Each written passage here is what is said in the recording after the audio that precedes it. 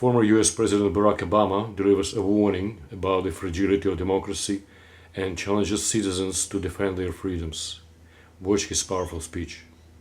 This has to do with something more precious, which is, who are we as a country and what values do we stand for? And now,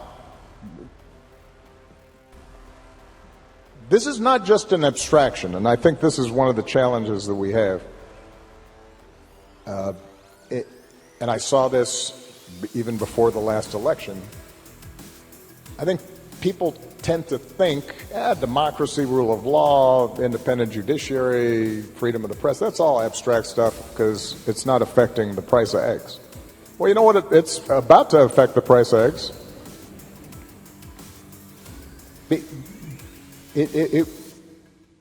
One of the things that has distinguished us in the past has been this basic idea that we are a rules-based society. What that means is that, you know what, I can support one candidate instead of another, and I don't have to worry that the police are going to come harass me or my customers. That's what happens in other places. That's what happens in Russia.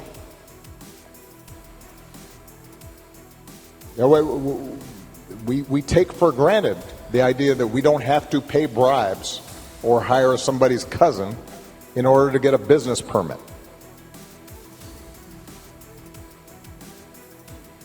That's how we built the economy we did. That's why this place worked. And it has very concrete impacts on all of our lives. So, this is the first time I've been speaking publicly for a while. I've been watching a little bit.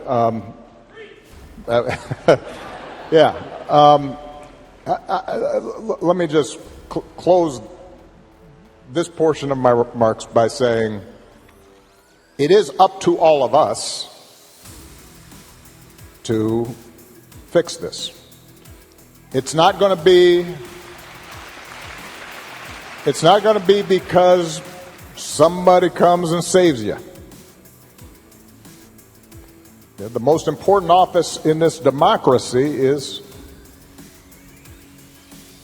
the citizen, the ordinary person who says, no, that's not right. I do think one of the reasons that our commitment to democratic ideals has eroded is that we got pretty comfortable and complacent. You know, it has been easy during most of our lifetimes to say you are progressive, or say you are for social justice, or say you're for free speech, and not have to pay a price for it. And now we're at one of those moments where, you know what, it's not enough just to say you're for something. You may actually have to do something and possibly sacrifice a little bit. So, yeah, if you're a law firm being threatened, you might have to say, okay, we will lose some business because we're going to stand for a principle. If you are a university, you may have to say, figure out, are we in fact doing things right? Have we in fact violated our own values, our own code, violated the law in some fashion? If not, and you're just being intimidated, well, you should be able to say, well, that's why we got this big endowment.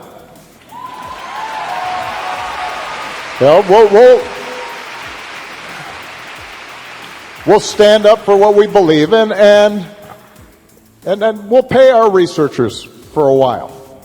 out of that endowment, and we'll give up the extra wing or the fancy gymnasium that we can delay that for a couple of years, because academic freedom might be a little more important.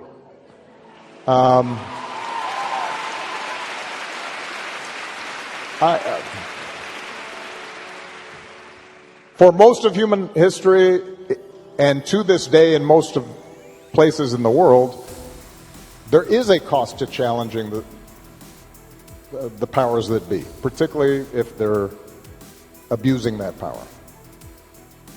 And this idea, and I've noticed this among some wealthier folks who, after George Floyd, they were right there, and a bunch of companies were talking about how they cared about diversity and they wanted to do this and they were all for that, and they are mute right now. But what that tells me is it was okay when it was cool and trendy, and when it's not, not so much. And that, I think, is what we have to, each of us has to examine in our own hearts. Is all right, we say we're for equality. Are we willing to fight for it? Are we going to risk something for it? We say that we're for rule of law. Are we going to stick to that when it's tough, not when it's easy? We believe in freedom of speech. Do we stand up for freedom of speech when the other person talking is saying stuff that infuriates us and is wrong and hurtful? Do we still believe in it?